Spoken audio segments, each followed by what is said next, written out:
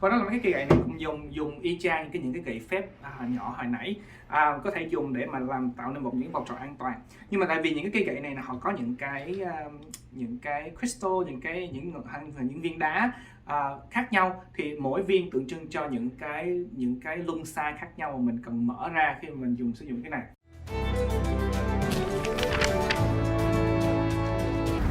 Xin chào các bạn, Vào đang ở Canada, ở thành phố của mình. Và đây là một cái nơi rất là đặc biệt với Vào, tại vì sư phụ của Vào đã từng mở một cái tiệm gọi là Mystic Bookshop, nơi mà bà đã chia sẻ rất nhiều kinh nghiệm mà đưa rất là nhiều người, sư huynh đệ của Vào vào trong cái phù thủy đạo này. So these here are my books on magic. Basically, I have all the ceremonial magic here. That is like... How many branches of magic do we have in pagan? There's quite a few. Some things we have in common is that we all love the earth. We all kind of consider the earth kind of like our mother, and like people have different gods that they follow, or some people just worship their ancestors, or some people don't even have any deities that they actually worship, but yeah. So mình có hỏi cô Mary là trong phù thủy đạo đó có bao nhiêu chi nhánh của nó về pháp thuật, thì trong phù thủy đạo của nó rất nhiều loại, nhưng mà đa số là tất cả những chi nhánh này đều có một cái điểm chung. Những cái điểm chung đó có thể là thờ đại địa chi mẫu, có nghĩa là mẹ gái thờ yêu trái đất này, và cô nói là có nhiều, và trong đó hồi nãy cô có nhắc tới là ceremonial magic, là những cái pháp thuật dùng trong lễ nghi. Thì trong đó người Á Đông mình á, thì mình cầu tổ tiên đó, mình thờ cúng tổ tiên cũng là một trong những cái lễ nghi phép tắc mà trong pagan cũng nói tới. So I talk about in our Asian culture, we always pray to our ancestors. Yes. Right. So and then we have different ceremonies on different, different praying, whatever the religion we are. So there's this big wide connection, like all over the world, right? So many. And despite that, we are thousands of miles apart, but in some way we're connected by this bigger picture. Yes. Right. And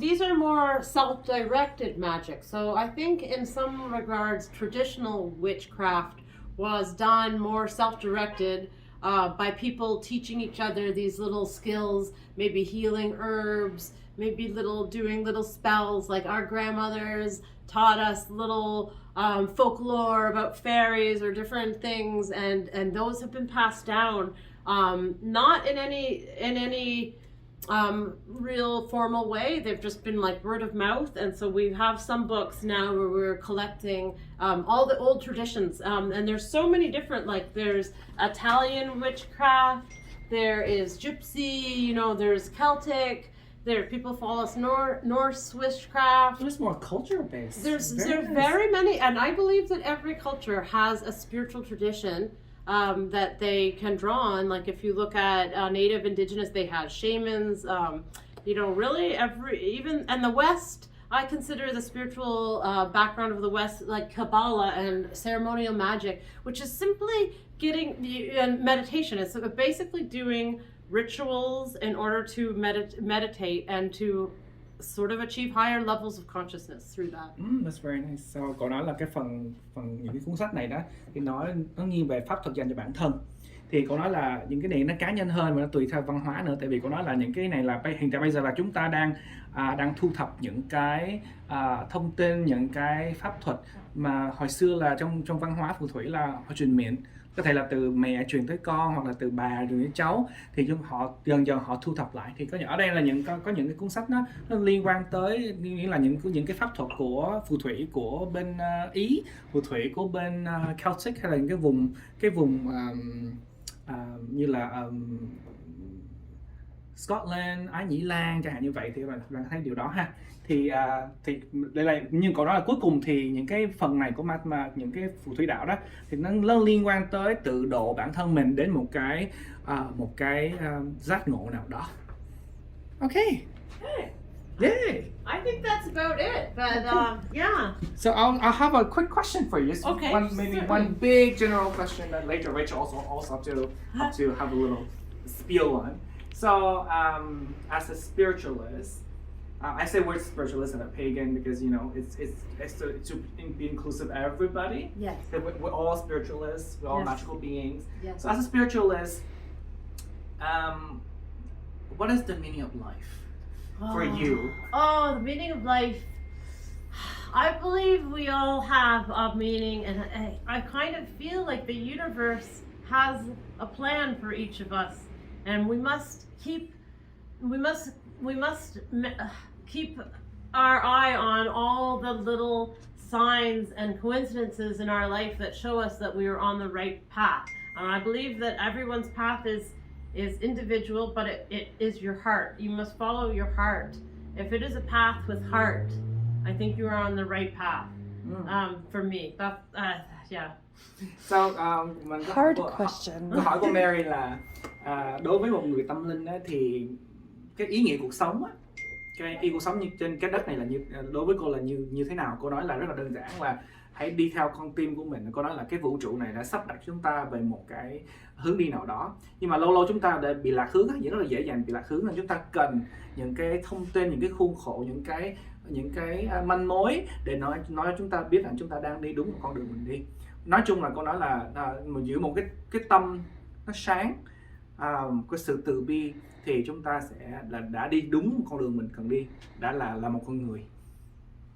Mary, thank you so much my pleasure. for allowing our podcast to interview you, showing your beautiful shop. Thank you so And much. I'll get Rachel to do a little screenshot slowly around one last time so we can use it as an intro. Oh. And then, thank you very much. And then I'll get your email. Then when we finish our podcast, Okay. I'll just CC you in. I will Good. do the Okay. thing so we'll all settle down. That is awesome. I'm just gonna. We might write- even cut this clip into like Little mini one, and we put it on TikTok. We put it on all over the internet. You guys are awesome. That is so cool. Okay, I have my website on here. I'm just gonna write my other email. Yes. Hồi nãy mình có hỏi cô Mary là mình thấy trong cái tiệm này mình thấy có những cái cây gậy phép rất là lạ. Mình có những cái gậy phép dùng trong những cái lễ tế hay những cái pháp thuật của phù thủy, và cũng có những cái cây gậy rất là lớn như thế này. Thì chúng ta mình hỏi cô Mary là những cái dụng cụ này dùng để làm gì? So can you tell us about the wand? What do we use them for? Well, I will. Now, all the different woods have different energies, similar to like crystals. I've heard that to size a wand, it should come a little longer than your middle fingers. It's a little long for me. However, a lot of people use this to cast a circle. Now, that's like a great thing to beginner to learn, because it's how to create a protective circle when you're doing any spell work. So oftentimes people will use this wand and they will draw the circle. There's not a lot of room in here to do it. Or they will do a pentagram on each cardinal direction and kind of ask for help. And they typically, to cast a circle, you have to turn 3 times and ask each direction for help. Oh, I'm going the wrong way. You start this way and go around 3 times, and you really picture each direction. So when you're facing north, you picture the cold north, and in that sense, that's our yeah. Sorry, I'm getting it all mixed up. West is ancestors, east is air, and then south is heat. So anyway, you go to each direction and you ask each direction for help. Then once you've created this circle of magic, you can put out your manifestation, put out your spell work, but afterwards you must go opposite direction and put down that circle and thank all the directions. So it's very similar to Asian culture when we do a ceremony, especially in feng shui, where we approach different gods of the 8 directions. Of the 8 directions. So the north, It's the south, the the west, same. and east, and then the center is earth, and then you have all the direction northeast, northwest, southeast, and southwest. the directions. Each direction have they have different deity. deity that help you or guide you in that process. So this is the connection between the east and the west. So hồi nãy vào có hỏi là cái gậy phép này dùng như thế nào, thì cô nói là cái gậy phép này đó thì các bạn sẽ thấy là cái vật liệu á, như cái loại gỗ nào nó sẽ có những cái ý nghĩa riêng. Nhưng mà khi mà mình dùng cái gậy phép á, thì mình nên kiếm một cái cây gậy nào từ khuỷu tay mình đến ngón giữa mình là đủ độ dài để mình dùng để mà làm lên một cái vòng tròn an toàn. Để khi mà các bạn nào mới vào nghề phù thủy đó thì có thể dùng là trong những cái ma thuật mà những cái pháp thuật mình sai sử hay là mình làm nên á, cái lễ tế nào đó thì mình nên dùng cái gậy phép để mà mình vẽ một cái vòng tròn xung quanh, nên ở bốn phương tám hướng. Thì cứ mỗi cái hướng đi đó mình cứ nghĩ trên đầu mình là mình có những cái người nào đó, những cái chủ tinh, những cái thần những cái vị thần nào đó để bảo hộ mình xin họ để bảo hộ. Giống như người Việt mình đó, mình lạy bốn phương tám hướng, lạy thiên lạy địa chẳng như vậy. Thì khi mà mình đi I think is it counterclockwise? Yes, Right? clockwise first Okay. and then counter. Mình sẽ vẽ một cái vòng tròn theo cái hướng kim giờ đồng hồ. Sau đó là khi mình làm pháp thuật xong rồi đó, mình phải xoay ngược lại cái ngược kim giờ đồng hồ để lấy xuống cái vòng tròn an toàn đó.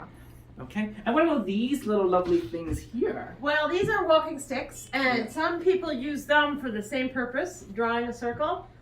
Also, they're good for walking if you need a cane. And these ones have crystals on top.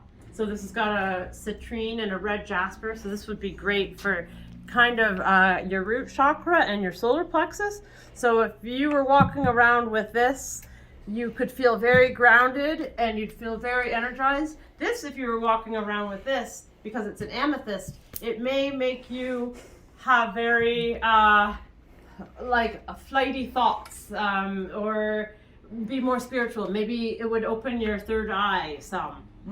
Còn đó là cái cây gậy này cũng dùng y chang những cái gậy phép nhỏ hồi nãy, có thể dùng để mà tạo nên những vòng tròn an toàn. Nhưng mà tại vì những cái cây gậy này họ có những cái crystal, những viên đá khác nhau, thì mỗi viên tượng trưng cho những cái luân xa khác nhau mà mình cần mở ra khi mà mình sử dụng cái này. You know what interesting? Like I think before the invention of car and paved road, the Western, even in the East, we use, because the road is bumpy, so we use walking stick all the time. Yes. And then after the road is paved, the car is invented, we just kind of forgotten about this. We don't use this anymore. We associate walking stick with old men. Old people. But in our culture, this is the guide, right? Yes. The crossroad, the guide, the hermit has the hermit. Yeah, you know. And also, it's useful because if something happens, if there's someone bad, it's a weapon now. So. Okay, thank you. Cái này nói giỡn, cái này không dùng làm vũ khí luôn, nhưng mà hồi xưa là những cái vị ẩn sĩ, những vị cư sĩ ẩn sĩ thì đều dùng cái gậy để mà đi dò đường. Thì đối với trong văn hóa phù thủy là cái gậy cũng tượng trưng cho người hướng dẫn một cái hướng đi nào đó trong cuộc đời của bạn. Alright, Mary, thank you so much once again. Yay, thank you, Rachel. I'm sorry, what's your name again? Valentine. Valentine, of course. And thank you, Rachel, for filming. That's awesome. Yeah.